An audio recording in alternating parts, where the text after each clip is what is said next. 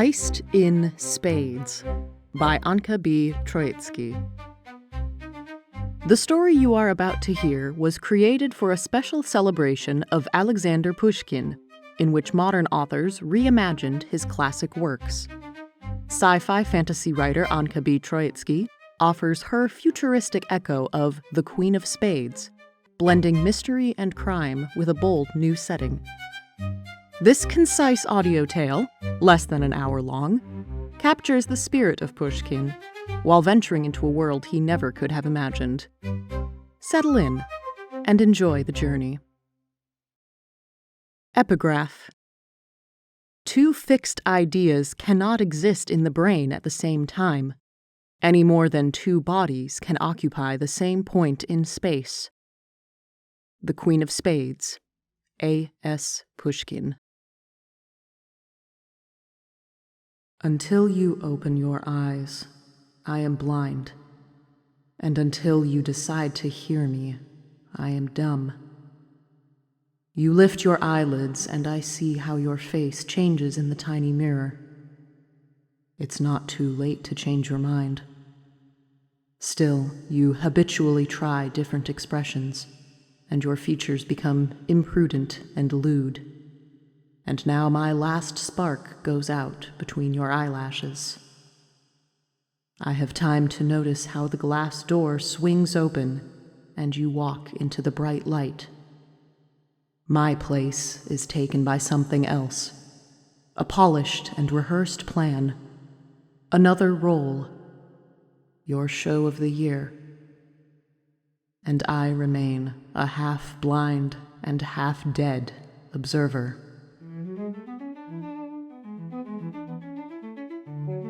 And make sure that the chocolate is chilled and the champagne bubbles are of the correct shape. The last orders were thrown over the shoulder as a long-haired blonde man with a Byron-style tie was soaring towards the main hall. "Where is the music?" His whinging came from there. "It's 2033 and the connection to the internet is worse than in the 20th century. "What's with our golden boy today?" asked the bartender behind the counter. The waiter was still looking after the blonde. "You will not believe it. She finally said yes. Usually our Franz has to beckon with his finger and any girl or boy runs to him, but this one plays hard to get." The waiter sighed and turned to the bartender.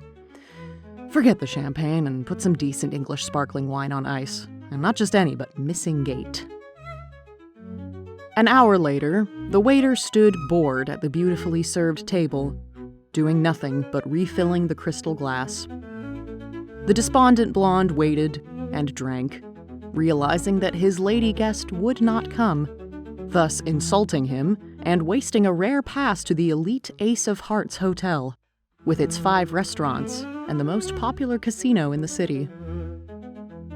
However, that same evening, the casino owner, nicknamed the Count, in a silk kimono that did not meet over his stomach, approached the balcony glazed with mirrors, from where he could see the entire gambling hall.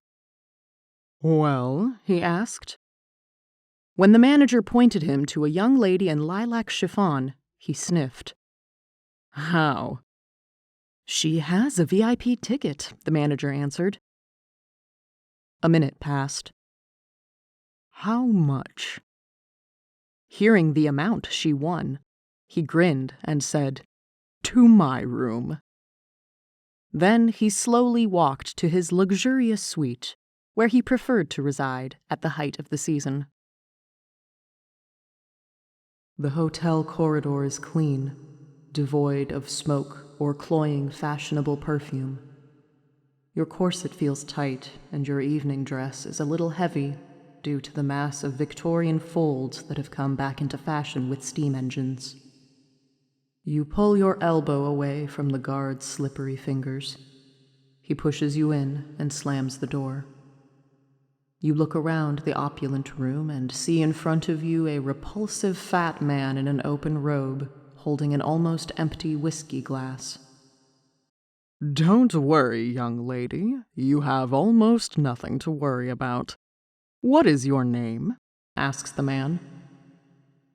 You silently straighten the chiffon ruffles on your chest which the guard messed up during the search. The man is studying you. Okay, I can name you myself for convenience. You are cute, but you don't belong in this place. Like Dorothy in the Emerald City, or Alice in Wonderland. Although you are the one who does wonders. No one is allowed to win this much in my casino. You have no gadgets, no accomplice. My people have a good eye. Was it by magic? Are you a witch? He leans over, breathing out a smell that makes me dizzy. A graduate of a certain boarding school in England? I introduce myself, Alexander Cannon, but everyone calls me Count. You look up. From the outside, it appears as though you're lost in thought. In fact, I am losing an internal battle within you, because after a moment, you smile. Your voice is as soft as chiffon, yet hoarse. You can call me anything you want. Would you offer me some whiskey, Your Excellency? The news of the Count's death spread throughout the Ace of Hearts like wildfire in the morning. The staff whispered among themselves, and the guests gossiped with no limits to their event versions. Amid the noise, Elena Moore arrived at the hotel, accompanied by her reputation as a specialist in solving high-profile cases. As always, reputation arrived at the crime scene first. Elena was dressed in a fashionable steampunk coat with 2 rows of brass buttons, and brogues with small heels peeked out from beneath her curtain-like skirt. She was met by an old acquaintance, a hotel manager named Zudkevich, who escorted her to the dead man's room. "Who found the body?" Elena asked in a businesslike tone. "The maid this morning," answered Zudkevich. "Elena, I beg you, you helped me out so much last time, don't let me down now." Elena nodded, noting the 2 empty glasses on the table. She approached the bed. There was pure disappointment on the Count's face, and the ambulance paramedic was already closing his bag. "At preliminary examination, all the signs point to a heart attack," he said, anticipating the question. "I'm sure your experts will give you the exact cause and time of death." Elena turned to the manager. "How was the victim's health, and did he have any enemies?" Zudkevich paused before answering.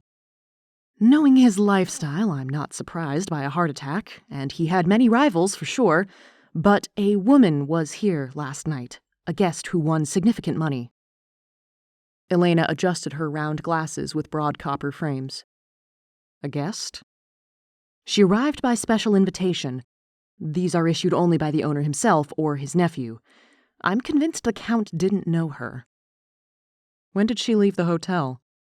"No one saw her leave the room." "Was the room not guarded?" "That's the thing. There's always someone on duty in the corridor. Nick wouldn't take his eyes off the door." "Where's Mr. Cannon's nephew now?" "The waiter said he got really pissed last night. You'd better talk to him tomorrow. He will make more sense," said Zudkevich, making a face and adding, "Franz hangs around the hotel all the time and doesn't even tip. He's a playboy and a jerk. Once he hit me on the head with an ashtray." "Is that so?" said Elena. "When?" "A week ago." "You haven't lost your memory, then. I need to look at the CCTV footage from last night." Zudkevich turned pale, contrasting with Elena's caramel face under her black curls. "I wish you didn't ask." "Why, did they malfunction?" "No," answered Zudkevich. "Everything is in place, but that woman is not on the video. From the balcony, I saw her with my own eyes."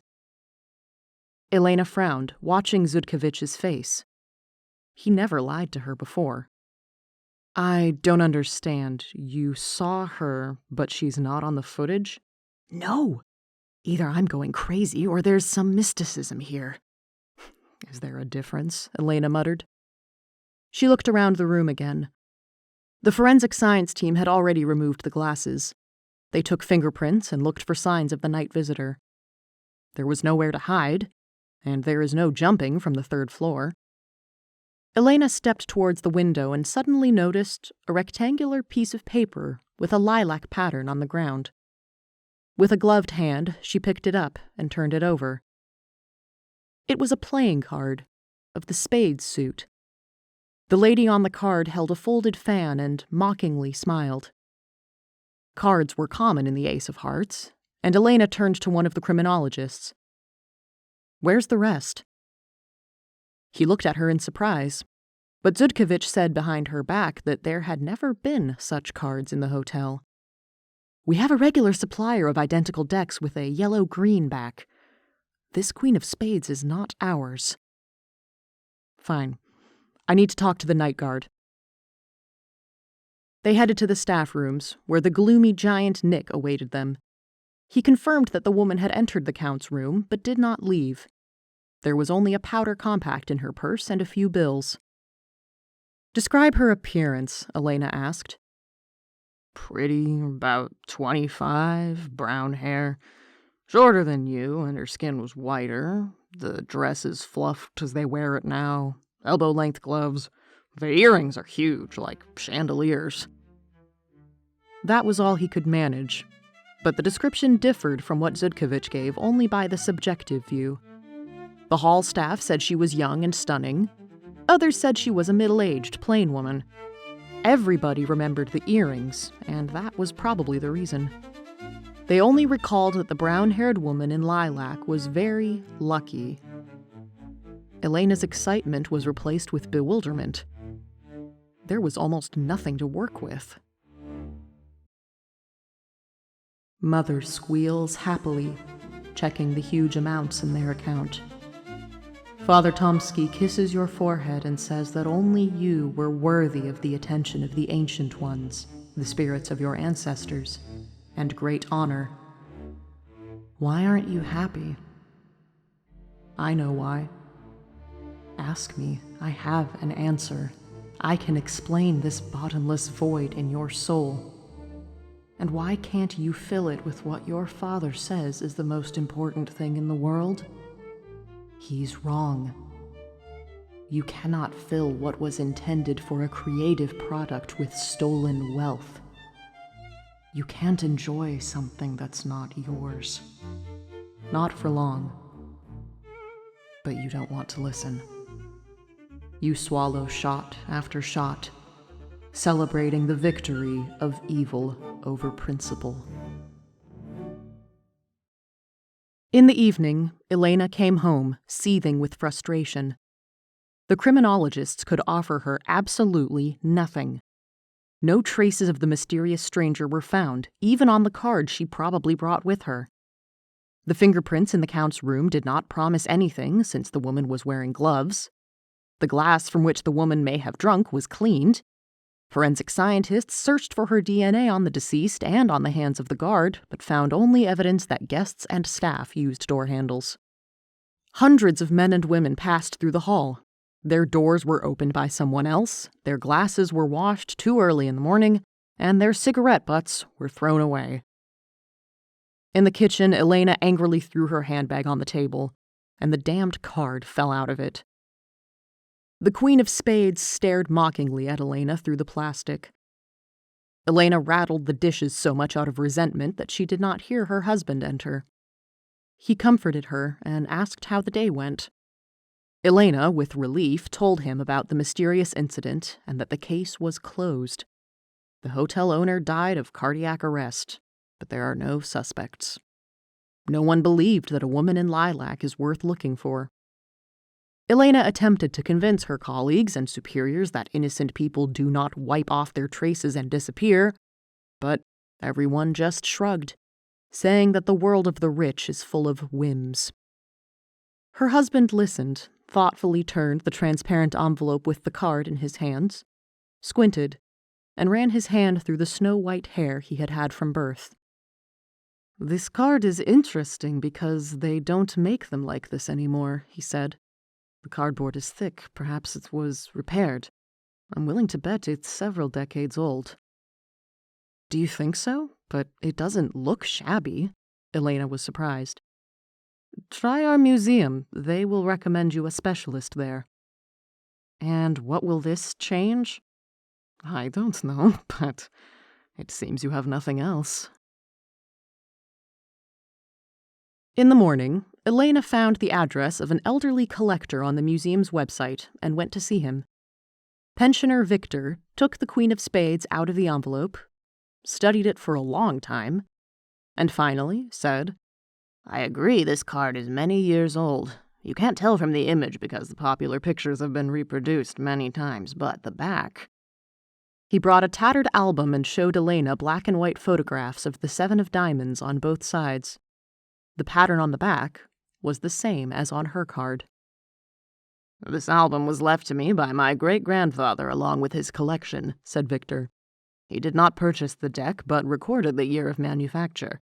1933. So it is 100 years old. It would be nice, but it seems this is a fake, although a century old." "Why?" "A bit too thick. The so-called satin cards were silky to the touch and thin. However..." "Oh, wait a minute." The man returned to the lamp. He put the card under some device that hissed with steam, lifted the edge of the back, and lifted off the 3 of clubs with tweezers. Beneath it was an image of a long-necked bird. "Can't be," he whispered. "Not sparing yourself. Imperial Orphanage." Elena looked over his shoulder. "Victor, please don't damage the evidence. It is needed for the investigation." But Victor had already turned over the card, muttering, "I can't believe I'm holding one of the first in St. Petersburg. Of Alexandrovskaya factory. 12 rubles for a deck since 1819. Of course, it would be good to confirm the age of the paper and paints, but look!" He straightened up, sweat glistening on his forehead. Elena saw an old, terribly yellowed Queen of Spades, with a flower in her hand. One of her profiles was almost erased, as if it had been scraped with a fingernail. And Victor whispered, "You have not one card here, but 3. A 3 of clubs is glued to the back and a Queen of Spades to the front. Both cards are rare, as they were made in the last century, and between them lies a sample from 200 years ago. Maybe the Queen of Spades. Do you see the simple design? And this bird.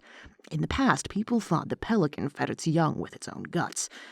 I have read once that a few decades ago a whole spiritualistic sect believed that the classic prose was based on true events. I would not be surprised if they still exist."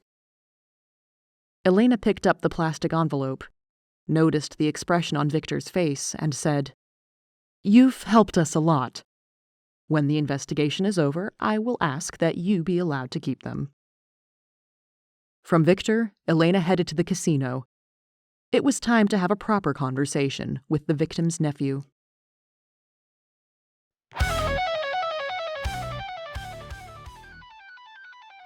You're burning hot when high.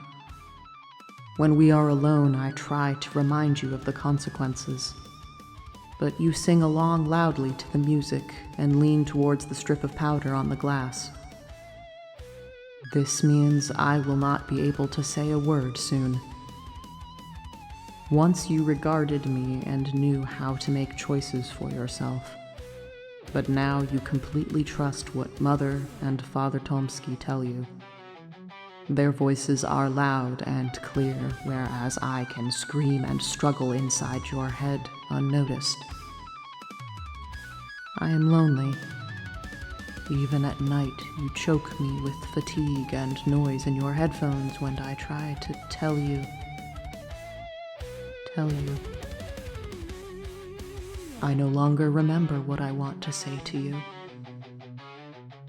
The door opens and Mother enters, looking like she lost her favorite hat in your room. You're bursting with laughter. She shouts something about Father's ban on social media, but her voice is distant. Mother leaves, and you fall asleep, understanding only that all preparations are done. The ritual will happen tomorrow. Franz, a man of about 35 who constantly suffered from hangovers, met Elena without enthusiasm. "What do you want?" he asked, lying on the sofa. "Am I suspected of my uncle's heart attack?" "I need to know about the woman you invited to the Ace of Hearts," Elena said, looking at him intently. Franz sighed. "I invited Olga, but I hardly know her. We met by chance and she seemed very peculiar to me and interesting. It turns out she was using me to play roulette here." Franz recounted how he had seen a girl in the square, alone and thoughtful, staring at the illuminated board with the number 2033, whispering to herself. While everyone else was having fun, she appeared sad, yet strikingly beautiful. Her attire suggested low income, a dress with only 2 layers, iron buckles, and a refitted overcoat. He decided to make a move, but she only glanced at him once before continuing without uttering more than her name. Rejection was unprecedented for Franz, so he followed her for a long time, unable to accept it. He started with jokes, moved to compliments, then insults, and finally pleas. But when the heavy doors of the old mansion shut in his face, his heart shattered completely.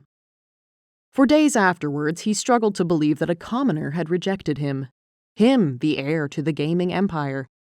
He sent flowers and gift vouchers to the mansion, convinced he was in love. However, that love dissipated when the girl became a suspect in his uncle's death. Apparently, the old man had transferred his entire personal fortune to a charity called Not Sparing Yourself. Franz poured out this tale to Elena Moore in his room. "My life has lost its meaning. Only the Ace of Hearts remains," he sighed. "Business isn't my thing." Elena's caramel face, inherited from her father, showed deep sympathy. She noted the mansion's address and asked, "But, Franz, how did you persuade her?" "I received a sudden message from her on my phone and I sent her an invitation with a QR code." "Do you still have it?" "Oh, yes." Franz showed Elena the message. "Invite me to your hotel, and if I like it, I'll be yours too. Olga." No wonder he was besotted. "Send it to me along with the number, please." "Of course. I have nothing else. Why should I go on living?" As Elena prepared to depart, the excited Zudkovich intercepted her in the corridor. "Elena, you need to see this." In Zudkovich's office, Elena saw a frozen frame from a surveillance camera on the computer screen. "That's her! There she is!" Zudkovich pointed at a lady in a group at the roulette table. Elena squinted at the brunette in the purple dress. "But—" "Filters!" Zudkovich growled, thrusting his outstretched fingers above his head. "Initially, I too was looking for a brown-haired woman in lilac among the crowd. Then I noticed our gaming bright green tables are much darker on the video, and the chairs, ours are yellow, but these are orange. I used to be into photography and remembered polarizers, but this is hacker-level work, remote. Look." He almost pushed Elena aside, rolling the silver ball of the mouse to demonstrate. The screen image faded significantly. The tables turned emerald, chairs became yellow, black hair shifted to brown, and the purple dress changed to lilac. Also, her expressions change as she moves from table to table. "Why didn't you notice this earlier? How many years have you worked here?" "I was under terrible pressure." "Then why aren't you thinner? What's this trick with the filters?" "That's a question for your expert. You can contact them from here. I'll leave you to it." Poor Zudkovich didn't know yet that the case had already been dismissed. Alone, Elena checked her messages and heard bad news from her husband. Someone from the museum told him that the collector, Victor, had suffered a heart attack and was hospitalized. Was there a connection to the card? There needed to be a link here. Should she re-examine the hotel staff's statements? But there are so many of them. She knew what was there. She needed to know what wasn't. Stop. Elena grabbed her phone. "Zudkovich, how many rooms does the hotel have?" 150. "How many maids were on duty that day?" 15. And I have 15 statements from the maids. The one who found the Count dead isn't among them. Who was assigned to clean his room? I can't say offhand. One of the girls thought it was her, but when she heard the news, she decided she was mistaken. Nick was still on duty. That's what his statement lacks. Zudkovich led Elena through the corridors again, catching the guard completely off guard with the question, "Did you happen to doze off the night the Count died?" "No? Then tell me about the maid who came to his room. Which direction did she come from?" Nick hesitated. Elena, too, remained silent. Her husband had taught her this tactic. Sometimes, if you want them to talk, wait for a while. Finally, Nick looked down. "I did, get distracted for a minute in the morning. I was woken up by a maid at the door." "Which one?" "I don't know her, a plump girl. She went in, screamed, and ran off." But Zudkovich cut him off with his own scream. "Get out, and never!" An artificial analyst, or ARAN, styled as a vintage leather-bound book, accessed the internet, assembled everything Elena managed to find, all the descriptions, statements, audio and video recordings, and produced the result. Said Elena. "So you reckon she's not Olga at all, but the mansion is a former orphanage? The plan was to get to the Count and force him to transfer money supposedly to charity.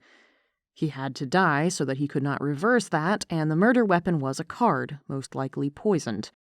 In the morning, hearing the guard snoring, she left the room. Somehow she made sure or knew he would sleep. Why didn't she just leave? Is there a probability?" Aran answered in the voice of her husband. "Yes, the door slammed, the guard woke up, and she pretended that she had come to serve the room." "What was she wearing?" "I don't know, but she could only walk around the hotel in uniform." "Okay, we'll ask her later. Were you able to establish her identity based on footage?" "The suspect was grimacing a lot, but I scanned several of her images, and by the structure of her facial bones, I found a citizen, Lizaveta Tomskaya, from social media. I have her parents' address." "The name rings a bell," Elena said. "In 1933, a certain sharper Lizaveta Tomskaya got into the local papers after winning a large sum at a card game and disappearing." Interesting coincidences. Exactly 100 years ago. Now they will reopen the case. You still believe that spirits are waiting. The ancient ones will finally be reunited within you. There is nothing I can do to bring you back to reality. The ritual begins, but a minute later you hear a loud knock on the door and shouts of "Police!" They force Mother to jump up and throw all the relics back into the chest. Instead of extinguishing the candles, she breaks one of the vases on the shelf, filling the room with smoke. "Run," says Father Tomsky to you. Police officers rush into the room, holding their noses against the Swedish gas. But it is too late. You know they see your motionless parents slowly dissolving into a gray cloud. Instead, terrible faces appear before the strong men's eyes. They see blood on their own hands and freeze in horror. One suddenly falls, howling in fear, while another hits his colleague in the face and screams in pain. This is your chance. You rush to the back door. Noise and chaos surround you, but a dark female figure appears before you, wearing an ugly mask with 2 round glasses instead of a face. Her gloved hand grabs your wrist with unfeminine strength. You hear a dull voice.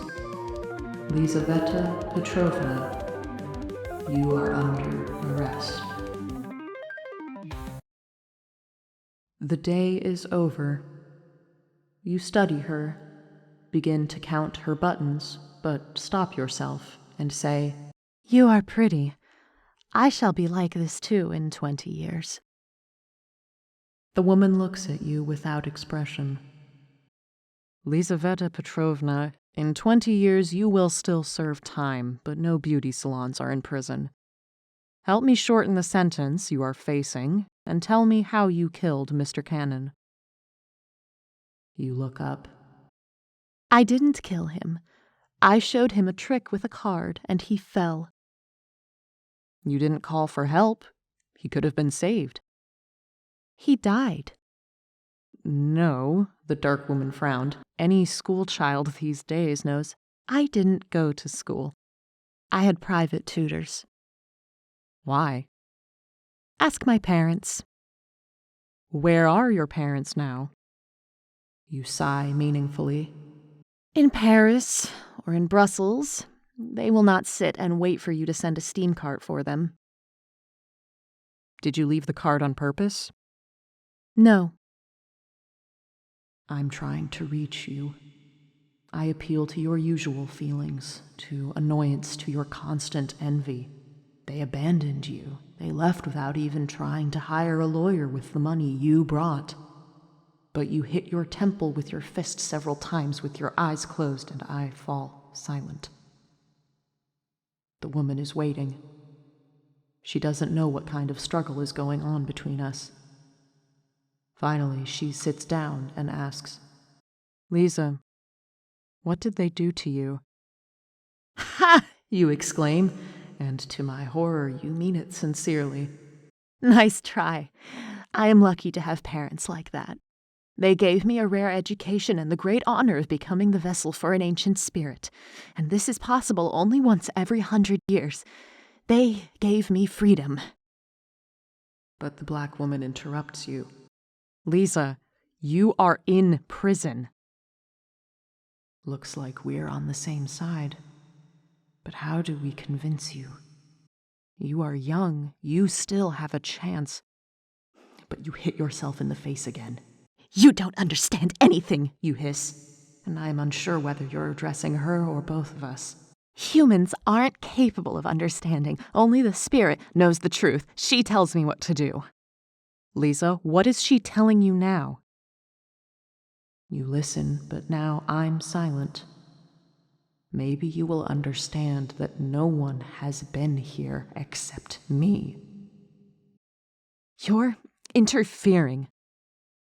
Does she know about your arrest? You're almost 30. Judges don't care whether you decided to kill people or if someone told you to. So it's meant to be this way, you answer confidently. The spirit will get me out of here. You'll see. The woman nods thoughtfully.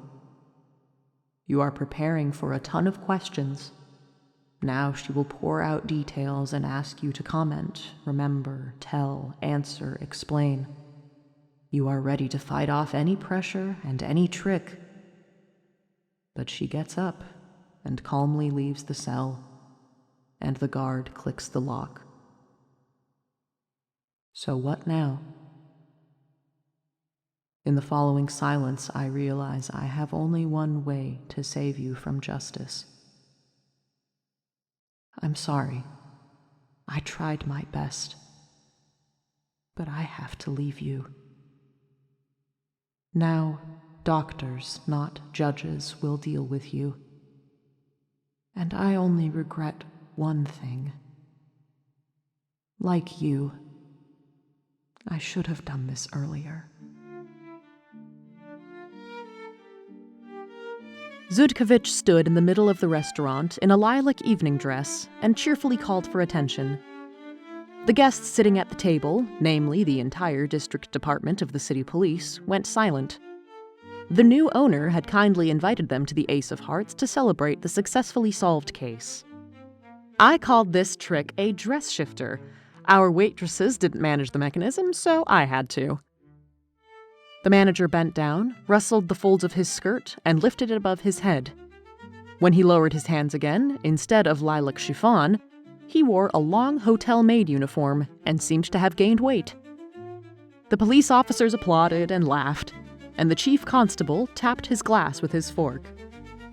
Yes, besides this dress and powder compact full of sedatives, we found many interesting things in the Tomskys' house.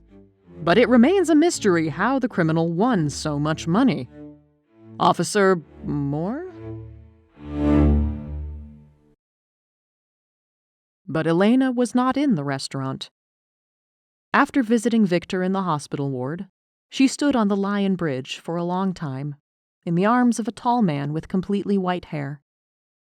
They watched the lantern reflections dance in the inky water, until the man asked, "How deep?"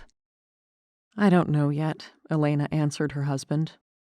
Besides hallucinogens, there were drugs on the card that could cause a heart attack even in a healthy person. Our doctors found them in both Cannon and Victor. They were the only ones who touched the card with their bare hands. We were lucky we didn't. However, tracking Tomsky will be difficult, especially after their daughter loses her mind. This family may have connections in many countries. I have a trump card, the organization Not Sparing Yourself. Although, you will help me, right? I'm outdated. What? You're better than my entire department combined. Both laughed, and a breeze flew through the sky above them, cold and fierce, like a restless, ancient spirit.